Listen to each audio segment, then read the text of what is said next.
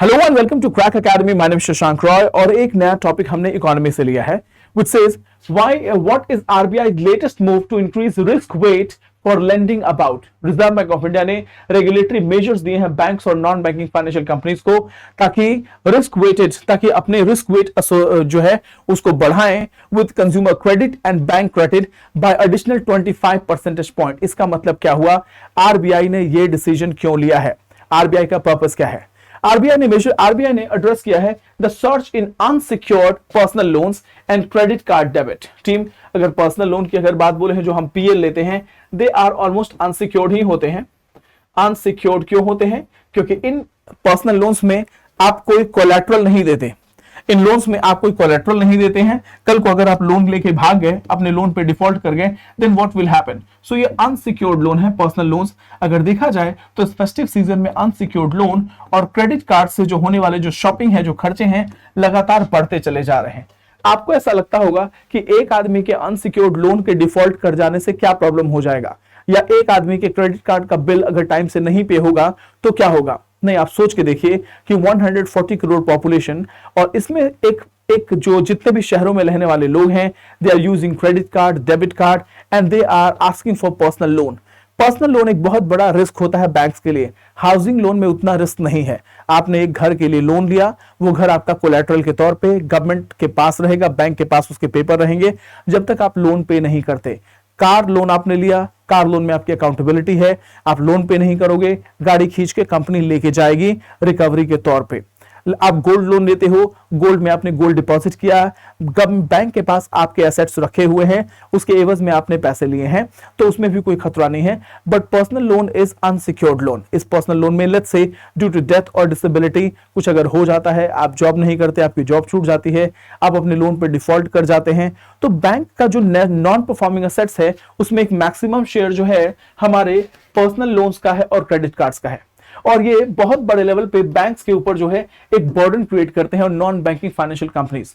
अब Reserve Bank of India ने इसको लगाम लगाने की कोशिश की है ताकि mandatory risk weights for bank and NBFCs to mitigate credit risk, यानी कि अब बैंक्स को बहुत से क्रेडेंशियल्स को मैच करना होगा, बहुत से पॉइंट्स को मीट करना होगा, असेस करना होगा, इसके पहले कि वो किसी को पर्सनल लोन दें या क्रेडिट कार्ड से रिलेटेड फैसिलिटीज दें।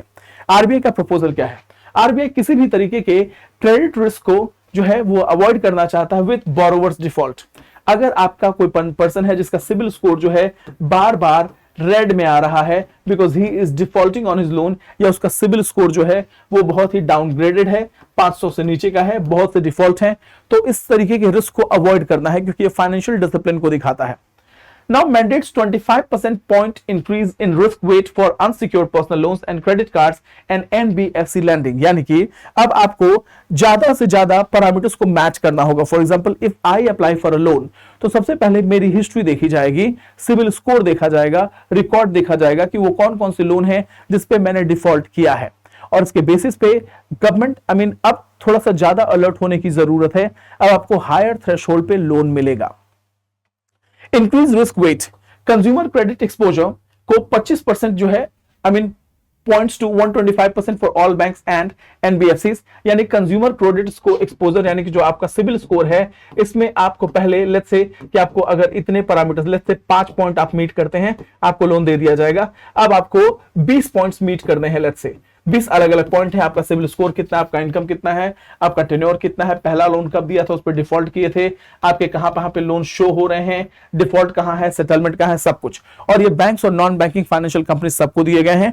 क्यों दिए गए हैं? क्योंकि अब ये नॉन बैंकिंग फाइनेंशियल कंपनी भी बहुत बड़े लेवल पे पर्सनल लोन्स प्रोवाइड करती हैं। हमारे पास बहुत से स्मॉल फाइनेंशियल बैंक हैं जो लोन्स प्रोवाइड करते हैं और इन लोन्स के डिफॉल्ट होने का खतरा बहुत ज्यादा होता है अगर हमने सही से सिबिल स्कोर चेक नहीं किया तो अब आपको उसमें हाउसिंग लोन नहीं है, एजुकेशन लोन नहीं है, व्हीकल लोन नहीं है, गोल्ड सिक्योर्ड लोन नहीं है, क्योंकि ये सारे लोन जो हैं ये सिक्योर्ड लोन है, इसमें अकाउंटेबिलिटी होती है, गवर्नमेंट के पास कोलैटरल होता है, तो उतना रिस्क नहीं होता। बट पर्सनल लोन और क्रेडिट कार्ड से रिलेटेड लोन अनसिक्योर्ड लोन्स में आते हैं।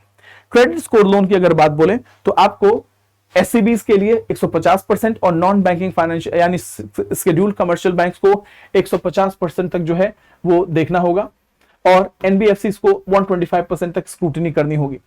Bank credit to NBFCs, risk weights increased by 25 points excluding housing finance companies और प्रायोरिटी सेक्टर लोन्स को इसमें नहीं रखा गया है। इसमें सिर्फ आपके क्रेडिट कार्ड से रिलेटेड लोन्स हैं, क्रेडिट कार्ड से रिलेटेड बिल हैं और आपके पर्सनल लोन हैं। इसका मतलब यह है कि आपको पर्सनल लोन, अगर आपका सिबिल स्कोर अच्छा नहीं है तो लोन नहीं मिल पाएगा। अगर आपका क्रेडिट कार्ड आपने मिसयूज किया है, बिल पेमेंट में डिले है, तो हो सकता है कि आपका अकाउंट रिवोक कर दिया जाए और दूसरा क्रेडिट कार्ड ना मिले। नाउ इनकी नेसेसिटी क्या थी? हमारे आरबीआई के गवर्नर का यह कहना है कि high growth in certain consumer credit component जो है वो एक बहुत बड़ा कंसर्न है। लोगों के पास डिस्पोजेबल इनकम है and people are using these credit cards and personal loan for their their personal needs.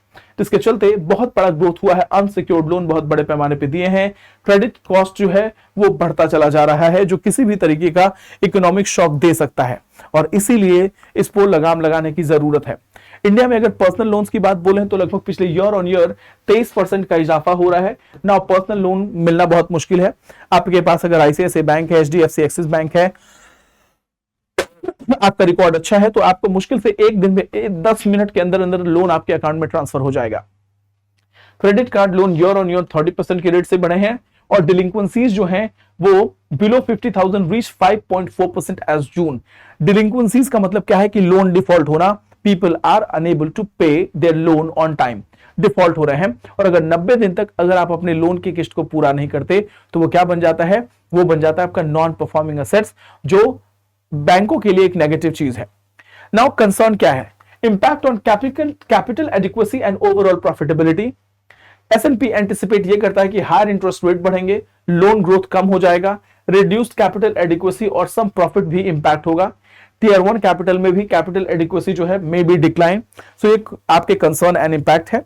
Conclusion ये है कि आरबीआई का मेजर ये कहता है कि आरबीआई किसी भी तरीके के रिस्क को मैनेज करना चाहता है और किसी भी तरीके से नॉन परफॉर्मिंग असेट्स को कंट्रोल करना चाहता है। ठीक है, इसमें सबसे बड़ा चैलेंज क्या है? इमीडिएट इफेक्ट जो है वो चैलेंज करेगा लेंडर्स को, increase borrowing cost and a potential hit on profits. So जब इतने बड़े पैमाने पे आप रिस्ट्रिक्शन लगाएंगे या स्क्रूटनी करेंगे तो लोगों को लोन कम मिलेगा, जिससे बैंकों का प्रॉफिट कम होगा, नॉन बैंकिंग फाइनेंशियल कंपनीज का प्रॉफिट कम होगा। But at the same time bank राहत की सांस ले सकता है कि बैंकों का नॉन परफॉर्मिंग असेट्स जो है वो बहुत ज्यादा नहीं बढ़ेगा। So this is it in this article. इस आर्टिकल में यही बताने की कोशिश की कि रिजर्व बैंक ऑफ इंडिया ने ऐसा क्यों किया, आपके सिविल स्कोर का क्या लेना देना है। So this is it. इसके साथ हम मिलेंगे नए टॉपिक में, तब तक के लिए thank you so much. May God bless you all. जय हिंद, जय भारत। Thank you.